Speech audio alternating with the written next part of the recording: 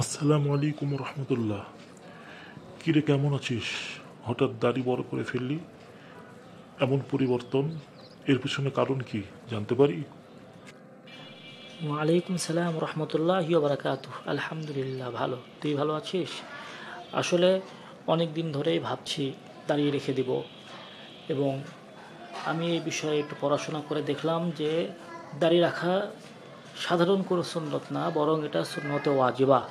রাসূলুল্লাহ সাল্লাল্লাহু আলাইহি সাল্লাম নিজেও রেখেছেন এবং উম্মতদের দাঁড়িয়ে রাখতে বলেছেন। যেহেতু আমি একজন মুসলিম, রাসূলকে নিজের নবী হিসাবে বিশ্বাস করি, তাই রাসূলের অনুসরণ করব। এটাই তো স্বাভাবিক, তাই না? ঠিকই বলেছিস। আমিও শুনেছিলাম, এক হুজুর বয়ান করছিলেন যে বুখারী মুসলিমে হাদিস এসেছে যে তোমরা দাড়িকে লম্বা করো এবং মোচকে খাটো করো এবং মুশরিকদের বিরোধিতা করো।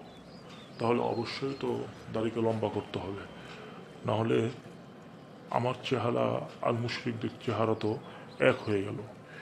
ইবাদত বন্দেগী করার চেষ্টা করছি, কিন্তু আমার চেহারা যদি কাফের মুশরিকদের সাথে মিলে যায়, তাহলে রসুল্লাহ সাল্লাহ আলী ওয়াসাল্লামের সামনে দাড়িহীন অবস্থায় দাঁড়াবো কীভাবে?